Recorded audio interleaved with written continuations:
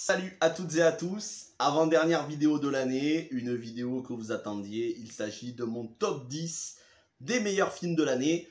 Précision, ce top est subjectif, il n'engage que moi, c'est mes goûts personnels, vous n'aurez pas le même top que moi et c'est tout à fait normal. Et il y a peut-être des films qui sont dans mon top 10 qui seront dans votre flop, c'est tout à fait normal, encore une fois c'est une question de goût, de ressenti personnel. Je ne vais pas faire de vidéo sur mon flop, étant donné qu'il n'y a que très peu de films, donc je les dirai à la fin. Avant de dire mon numéro 1, je dirai les mentions honorables, celles qui auraient pu entrer dans le top 15 ou top 20, ainsi que les films que je n'ai pas aimés, il n'y en a que 3 ou 4. Et enfin, on terminera par le numéro 1, vous le connaissez déjà, j'en ai fait la critique il y a à peine quelques jours. Sur ce, j'ai mes notes avec moi, parce que sinon je ne retiens pas tout de tête. Et donc on commence avec le numéro 10, Matrix Résurrection. Oui, il est dans le top. Il est en 10e position parce que c'est un film qui, malgré tout, et j'ai encore une fois, je vous en ai fait deux critiques, j'en ai fait une critique sans spoilers et une autre 100% spoilers où j'ai analysé un petit peu plus le film. Malgré la première heure du film qui relève pour moi du génie et à la fois du troll, un sous-texte méta juste excellentissime, il est vrai que le reste est plus convenu et j'ai eu quelques petites choses qui m'ont déçu dans le film. C'est le moins bon des 4 Matrix, ça n'en reste pas moins pour moi un excellent film, c'est pour ça qu'il est dans mon top 10.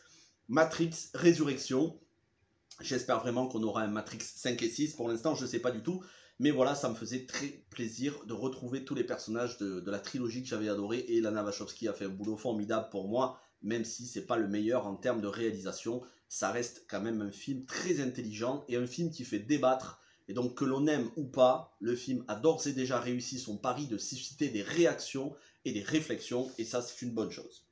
La numéro 9, on l'a eu au mois de mars, c'est Snyder Cut, la Justice League de Zack Snyder.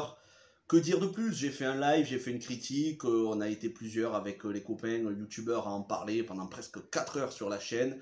Vous pouvez retrouver ma critique aussi qui dure une bonne demi-heure. C'est tout simplement un des meilleurs films DC Comics. Je regrette encore une fois qu'il n'y ait pas de suite, qu'il n'y ait pas de Snyderverse, parce que la fin du film est tellement excellente qu'elle est frustrante quand on sait qu'on n'aura probablement pas de suite. Ça réhabilite énormément de choses, ça réhabilite Flash que je n'avais pas trop aimé dans la version de Joss Whedon, ça réhabilite le Joker de Jared Leto, ça nous donne des moments épiques avec une musique qui est juste excellente. Et de manière générale, il y a des batailles façon le Seigneur des Anneaux avec l'alliance de tous les humains, de tous les héros. Ouais, c'est contre Darkseid, c'est juste excellent. Ça n'arrive pas au niveau du Seigneur des Anneaux, attention, je dis des batailles qui ressemblent. De toute façon, rien n'arrive au niveau du Seigneur des Anneaux pour moi. Mais oui, c'est un excellent film et j'aimerais tellement que le DC Comics Extended Universe ressemble à ça. Malheureusement, c'est pas le cas. Hein. On l'a vu avec l'autre film DC Comics cette année, The Suicide Squad. Bref, on va passer au numéro 8. Pieces of a Woman avec Vanessa Kirby, Shia LaBeouf, qui est un film bouleversant. C'est un des premiers films de l'année, il est sorti au mois de janvier, et c'est un film dont le réalisateur et sa femme en ont tiré une expérience personnelle. Ça parle de la mort du nourrisson, autrement dit quand on accouche, que le bébé est en vie lorsqu'on accouche, mais qu'il décède quelques instants ou quelques heures après, le choc, le traumatisme, le procès qui peut s'en suivre, en l'occurrence dans le film, avec la femme, la pédiatre, je ne sais plus comment on appelle ça, la femme qui l'a aidé à accoucher dans le film, et puis après toute la dévastation qu'il peut y avoir dans la vie personnelle. Vanessa Kirby est exceptionnelle et le film est profondément optimiste. Donc c'est un film à la fois bouleversant, vous allez pleurer, mais vous allez quand même garder le moral, et c'est très réaliste. Donc c'est un très grand film que nous a livré Netflix, la première perle de l'année, parce que Netflix cette année, ils nous en ont livré énormément de bons films qui sont parfois bien meilleurs que des films de cinéma. De toute façon, Netflix, c'est du cinéma, qu'on le veuille ou pas. C'est pas parce que ça sort pas en salle que c'est pas du cinéma. Netflix, c'est du cinéma. C'est une autre manière de regarder les films. Ça n'en reste pas moins d'excellents films. Pas tous, bien sûr. Hein. Il y a des mauvais films et puis il y a des films qui sont pas terribles. Mais là, en l'occurrence, Pieces of a Woman est une perle. Le 7e, c'est Raya et le Dernier Dragon, meilleur film d'animation de l'année pour moi. C'est tout ce que j'attends d'un Disney en animation. Beaucoup d'émotions. Il y a pas mal de passages qui m'ont fait penser à Kung Fu Panda de DreamWorks à l'époque. Énormément d'émotions au niveau des personnages qu'ils arrivent à faire passer dans le regard. J'ai aussi aimé le doublage, notamment de Awkwafina qui fait du doublage dans le film, le doublage du personnage de Sisu, Sisu, le dragon. Raya est adorable quand elle est gamine, elle est très jolie quand elle est une jeune femme, tous les personnages qui gravitent autour d'elle sont attachants, c'est vraiment...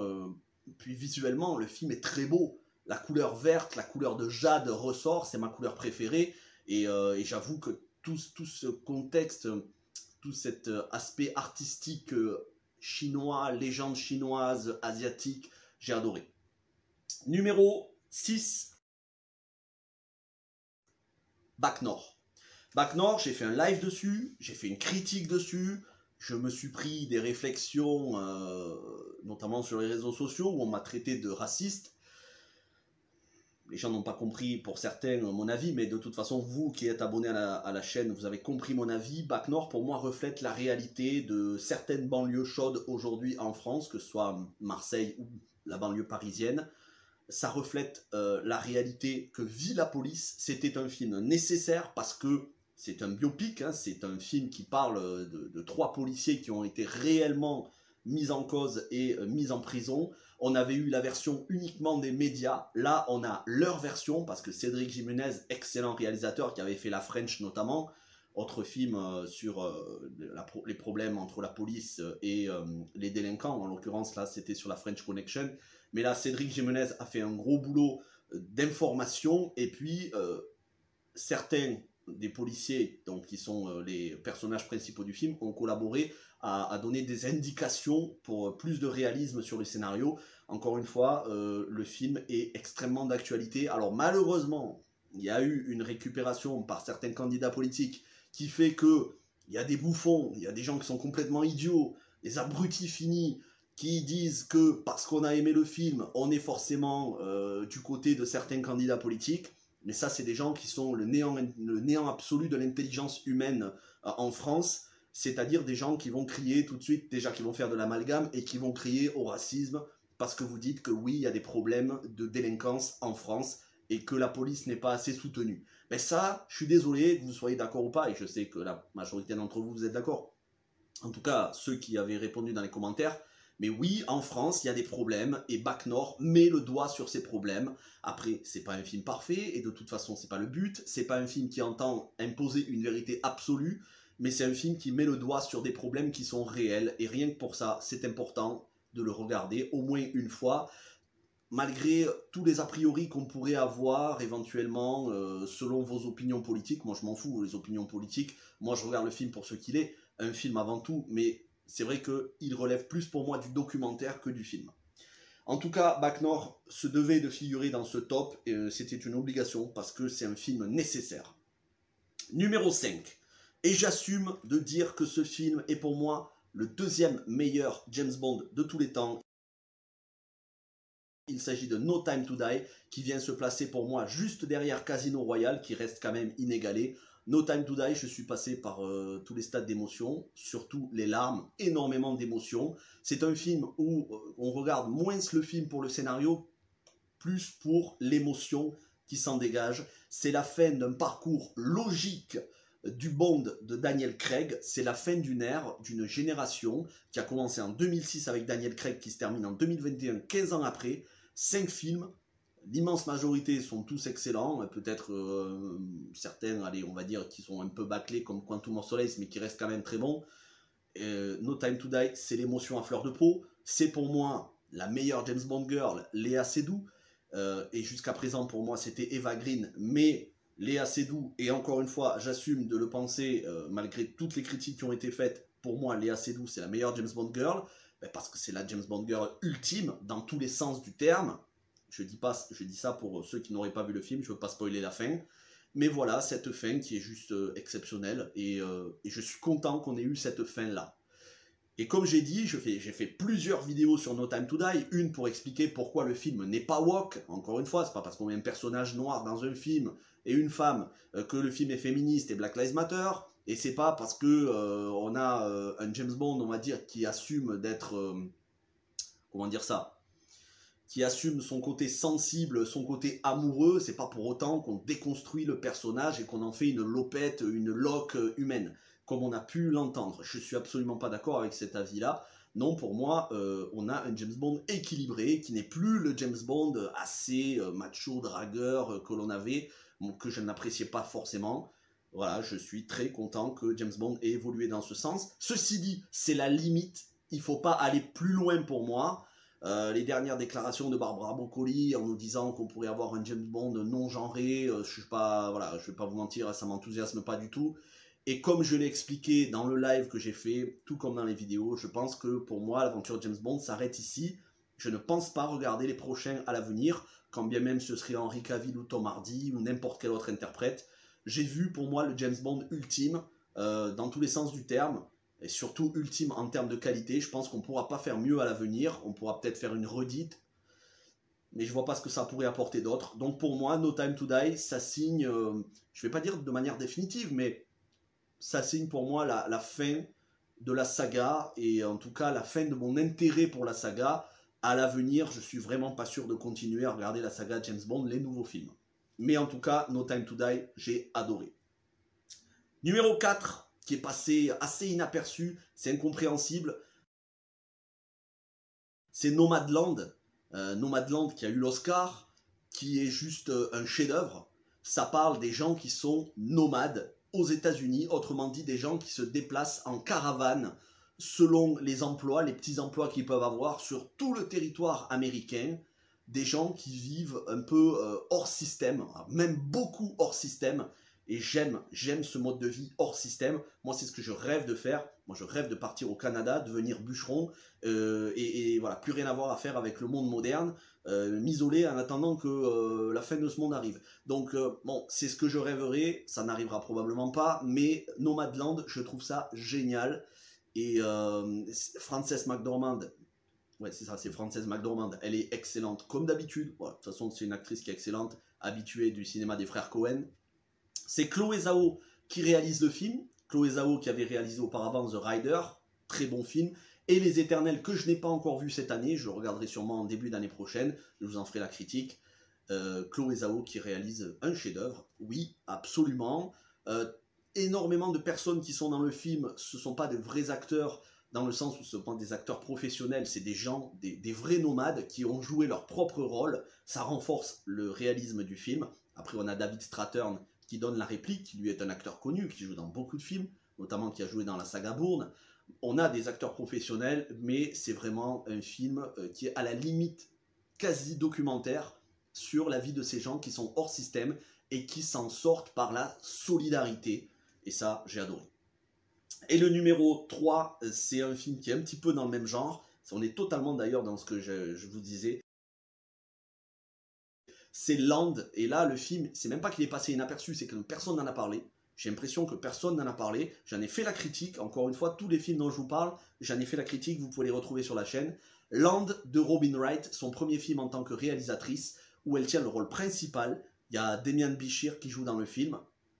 C'est une femme qui, suite à un traumatisme, va quitter le monde moderne, va s'installer au Canada, il me semble que c'est le Canada, et va repartir à zéro, toute seule, la vie sauvage, chasse, pêche, nature, une cabane en bois, et elle va essayer d'exorciser ses traumatismes, faire sa catharsis, et au final, elle va trouver une paix intérieure en vivant dans la nature, en observant la beauté de la nature, en se nourrissant de la nature. Encore une fois, comme je vous disais, une fois qu'elle aura fini ses conserves, elle va commencer la chasse, la pêche, la nature, la vie sauvage, tout simplement.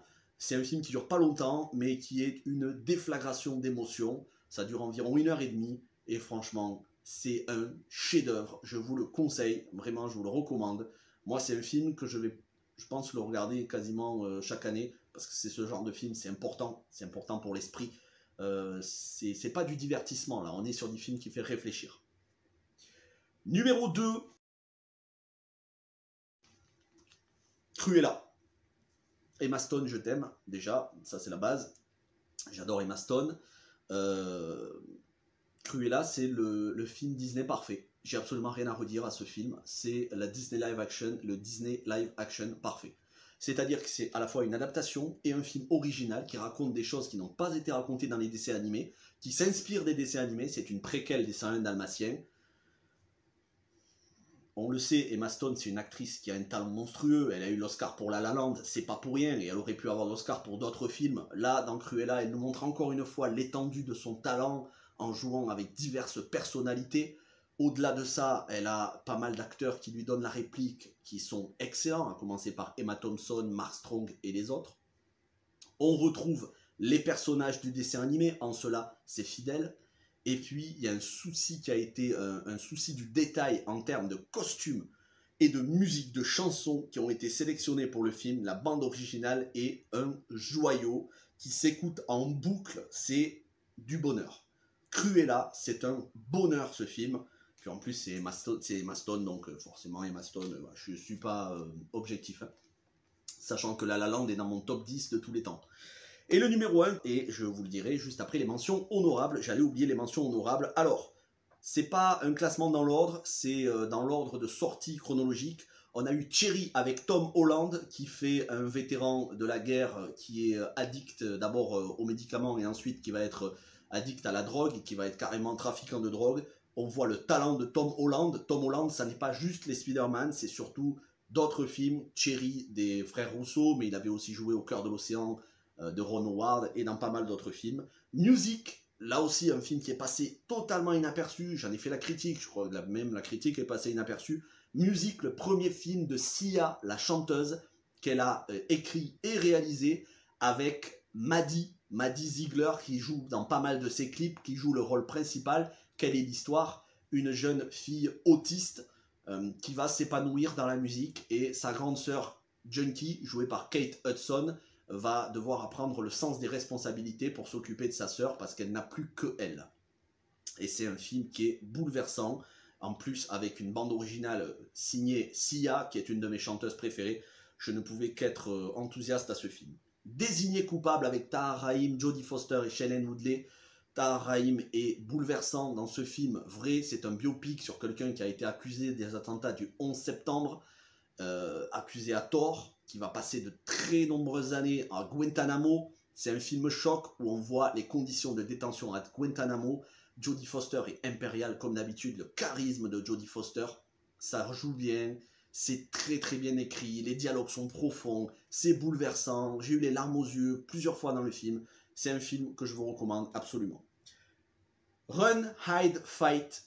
Je vous en avais parlé. Je vous avais dit que c'était un de mes coups de cœur de l'année. Clairement, c'est un film qui, sous son côté actionneur, série B, thriller, qui ressemble au film des années 90, c'est un film qui met le doigt sur le problème de l'armement et des fusillades dans les lycées aux États-Unis. Donc je vous le recommande, c'est un très très bon film, avec une actrice charismatique qui est pour moi la révélation, une des révélations, c'est pas la seule, une des révélations de cette année, elle est vraiment excellente. Ensuite, on arrive à Dune, et évidemment que Dune... certains vont avoir Dune en numéro 1 de l'année. Pour moi, il n'est pas dans le top 10, mais il est dans les mentions honorables. J'attends de voir l'histoire complète quand on aura vu Dune partie 2. Mais il est vrai que Dune partie 1, c'est un des meilleurs films, peut-être le meilleur film de Denis Villeneuve, même si j'adore Blade Runner 2049. J'aurais du mal à départager les deux. Mais Dune, c'est vraiment épique. C'est un joyau de science-fiction. Vraiment, il se devait d'être dans les mentions honorables. Tout comme The Harder They Fall, excellent western composé quasiment que d'acteurs afro-américains, mais qui a l'avantage de ne pas sombrer, contrairement à d'autres films, par exemple certains films de Spike Lee, qui là, dans The Harder They Fall, ne tombe pas dans la récupération politique Black Lives Matter, mais qui se contente d'être un film fun, avec une excellente bande originale, des acteurs qui prennent du plaisir, beaucoup d'humour noir, sans vouloir faire de jeu de mots, beaucoup d'humour, ouais, d'humour à la un petit peu Django, entre guillemets, même si ça n'arrive pas au niveau de Django de Tarantino. Et enfin, on finit les mentions honorables avec Finch, avec Tom Hanks, face à un robot qui est tellement humain, qui fait passer beaucoup d'émotions. Film exclusivité Apple TV+. Encore une fois, les plateformes cette année nous ont prouvé qu'elles avaient des pépites à nous fournir et certains chefs-d'œuvre. Je vous dis maintenant mon flop, les 3-4 moins bons films de l'année. Et après, comme ça, on finira par le numéro 1, le meilleur film de l'année, on finira par du positif. Alors, mon flop, je vais commencer par le moins pire jusqu'au pire. Le moins pire, c'est Old de M. Night Shyamalan, mais il m'a quand même beaucoup déçu. L'idée de base était très bonne, un vieillissement accéléré. La manière dont c'est exécuté, pour moi, ça manque d'originalité dans les dialogues et dans la situation des personnages. Trop de longueur, je me suis ennuyé et le twist final m'a déçu. C'est dommage, j'ai été déçu. Deuxième, moins pire, on va dire, c'est Venom 2. Venom 2, c'est pas un film que j'ai détesté. Je l'ai pas détesté, Venom 2. Mais c'est une catastrophe à quasiment tous les niveaux. Après, c'est un film que j'ai regardé, ça m'a pas non plus... voilà, je n'ai pas cassé, je veux dire, j'ai pas insulté ma télé, j'avais pas envie de jeter la télécommande par terre non plus. Mais Venom 2, bon, il n'y a pas grand chose à sauver, si ce n'est la bande originale, notamment la chanson, la nouvelle chanson composée par Eminem, avec Eminem et Skylar Grey notamment, qui est d'ailleurs la musique que je mets comme réveil sur mon smartphone pour me réveiller le matin. Donc c'est vous dire si cette chanson vraiment j'ai adoré. C'est, je me souviens plus le titre. The Last One Standing, qui est vraiment excellente. Eminem encore une fois, moi en même temps Eminem, un des meilleurs rappeurs au monde. Et on finit donc par les deux films que j'ai détestés, mais pas pour des raisons, pas pour les mêmes raisons. The Suicide Squad. The Suicide Squad, qui est le deuxième film que j'ai le plus détesté de l'année, et j'insiste sur le mot détesté, ça m'a mis les nerfs de voir ce je m'en foutisme, ce je m'en foutisme de James Gunn, qui a pris les personnages par-dessus la jambe, qui en a fait n'importe quoi, et surtout que les gens critiquent le Suicide Squad de David Ayer et disent que ce Suicide Squad de James Gunn est bien meilleur. C'est une catastrophe, il y a très peu de choses à sauver en dehors de Margot Robbie et le personnage de Ratcatcher, ainsi que Taika Waititi qui fait une petite apparition. À la rigueur, les deux sont attachants, éventuellement Idris Elba, mais au niveau du scénar, au niveau du charisme d'une huître, énormément de personnages. J'ai détesté le personnage de John Cena et je ne regarderai pas la série The Peacemaker qui sortira sur HBO Max. J'ai vraiment presque rien aimé de ce film. Alors le méchant, l'étoile de mer, là, c'est Peter Capaldi qui a des espèces de bigoudis sur la tête, c'est ignoble, ce film. Pour moi, il n'y a rien qui va en matière de ton, en matière de réalisation, en matière de sérieux. On sort de la Snyder Cut qui était sombre, limite désespérée, qui était épique, et on tombe sur The Suicide Squad et ça fait mal au DCEU, et on s'étonne à côté que Marvel cartonne et pas DC Comics.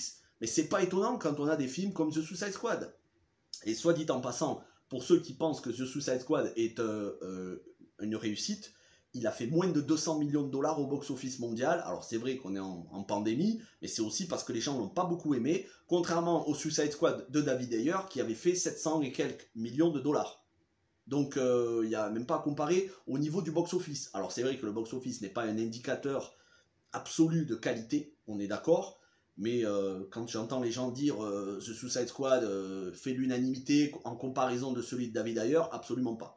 Ceci dit, si vous avez aimé le film, tant mieux pour vous. Encore une fois, c'est que mon avis, je respecte l'avis de chacun. Et moi, ça passe pas, je l'ai vu une fois, c'est une fois de trop. Le film que j'ai le plus détesté de l'année. Alors, non pas que je vais m'excuser, je vais pas m'excuser et je vais certainement pas édulcorer mes propos, mais je comprends que mes propos sur ce film aient pu choquer. C'est vrai qu'ils m'ont valu pas mal d'insultes, notamment sur les réseaux sociaux, où on m'a traité de violeur. C'est Promising Young Woman, qui est un film profondément MeToo, balance ton porc. C'est le film que j'ai le plus détesté de l'année. Vous le savez si vous suivez ma chaîne, je ne suis pas féministe, je ne soutiens absolument pas balance ton porc. MeToo, je serai plus réservé parce qu'il y a des bonnes choses et il y a des choses qui tombent malheureusement dans l'extrême. Parfois, il y a des féministes qui sont hystériques sur les plateaux télé qui remplace la présomption d'innocence par une présomption de culpabilité, mais j'avoue que oui, il faut libérer la parole pour les femmes, c'est tout à fait normal, il faut qu'elles soient plus écoutées. Sauf que Promising Young Woman, qui tient ce discours, le tient sans aucune nuance et sombre dans l'accusation. On a une excellente actrice, Carey Mulligan, une réalisatrice qui fait un très bon boulot en matière de réalisation, de bande originale, de choix des musiques, de cadrage, c'est propre, c'est soigné, ça joue bien, il n'y a aucun problème sur ça. C'est pas là où j'ai pas aimé le film, c'est sur le message. C'est un message qui met en échec la présomption d'innocence, qui montre quasiment tous les hommes, à l'exception du père de l'héroïne. Bon, franchement, c'est le père de l'héroïne, est-ce que ça compte vraiment? Non, je ne crois pas. Mais qui montre sinon tous les hommes comme des porcs, des violeurs ou des complices de viol. Et ça, j'ai détesté. Je trouve que ce manque de nuances fait du mal aux relations hommes-femmes dans notre société. On a rarement été aussi divisés. Et c'est pas avec ce genre de film qu'on va être unis. Et c'est pas avec ce genre de film, pour moi, ne fait pas du bien à la cause de libération de la parole des femmes.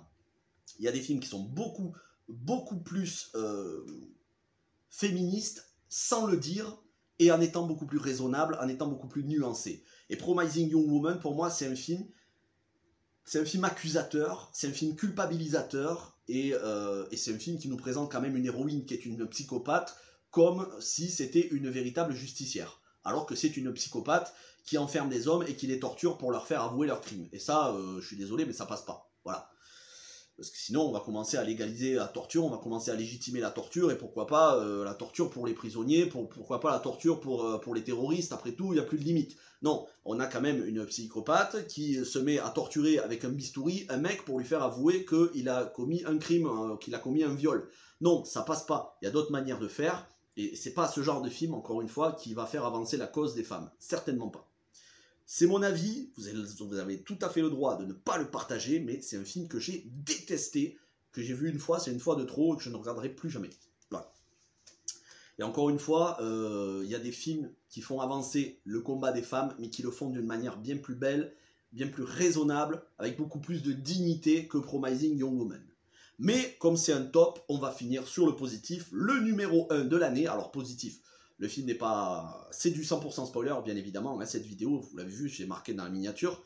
Donc, je vais vous spoiler la fin de ce film. Le numéro 1, c'est Don't Look Up de Adam McKay avec Leonardo DiCaprio et Jennifer Lawrence, en scientifique qui essaye d'avertir les politiques du monde entier sur la fin imminente de notre planète, puisqu'une comète va s'écraser. Est-ce qu'ils vont être écoutés? Non. Est-ce que le film va se terminer bien? Non. Toute l'humanité meurt. C'est mérité, parce que, après tout, les humains sont tellement absurdes dans leurs réflexions, et c'est un film qui pointe du doigt tout ce qui ne va pas dans nos sociétés, pas seulement françaises ou américaines, mais dans nos sociétés. D'ailleurs, le film n'est pas juste une critique de l'Amérique, c'est une critique aussi du monde occidental, y compris européen, français. Certains y ont vu un parallèle avec le Covid, c'est valable. Moi, j'y vois un parallèle avec le réchauffement climatique, le fait que aujourd'hui, beaucoup nient le réchauffement climatique ou s'emparent du réchauffement climatique pour faire du business, que ce soit sur l'électrique, le bio ou ce genre de choses. Hein. On le sait très bien que le bio, c'est une vaste fumisterie. Donc, j'y vois une critique de la société occidentale et d'une manière générale du monde entier, de la politique, de l'économie, de la science qui parfois se prend plus pour des vendeurs et des savants fous qu'autre chose. C'est une critique aussi de tous les GAFA, donc les Mark Zuckerberg, mais aussi les gens qui sont un peu mégalos, hein, du style Elon Musk ou le mec Jeff Bezos. Donc ces gens qui sont à la tête de multinationales qui ont des milliards de milliards et qui ont une puissance considérable et une influence considérable sur les gouvernements et qui agissent en gros comme des gourous. Donc la fin est excellente parce que l'humanité entière est en PLS, l'humanité entière est morte, à l'exception de Jonah Hill qui joue un bouffon magnifique. Et encore une fois, j'insiste, il faut donner un Oscar à Jonah Hill, Meryl Streep qui est exceptionnelle, Mark Rylance aussi, bref, le meilleur film de l'année et de loin. Ça ne veut pas dire que les autres sont moins bons, mais c'est juste que c'est le film qui m'a marqué le plus parce que je suis passé par tous les stades d'émotion. C'est considéré de base comme une comédie, mais c'est pas du tout une comédie. C'est un film tragique, même pas dramatique, au-delà du dramatique, du tragique. et en même temps, c'est un film qui fait réfléchir. Et c'est un film Netflix. Et je terminerai par là en disant que, bien évidemment, on souhaite quand même une bonne santé pour le cinéma. Alors moi, j'ai pas de passe, donc je vais pas au cinéma. On souhaite une bonne santé pour le cinéma. Mais Netflix, tout comme les autres plateformes de SVOD, nous ont livré énormément d'excellents films, voire de chefs-d'œuvre cette année. Des films un peu moins bons, voire mauvais, mais c'est pas ça c'est pas ce sur quoi je vais m'arrêter. Ils nous ont livré de très très bons films, et donc j'espère que cette année 2022 qui va commencer bientôt, ils nous livreront d'autres excellents films. Merci d'avoir regardé cette vidéo, qui était certes un peu longue, mais en même temps c'est le top de l'année. Tous les films dont j'ai parlé, vous pouvez retrouver les vidéos de critique sur ma chaîne, et pour certains, en plus des lives d'analyse complète que j'ai fait en compagnie de mes collègues youtubeurs.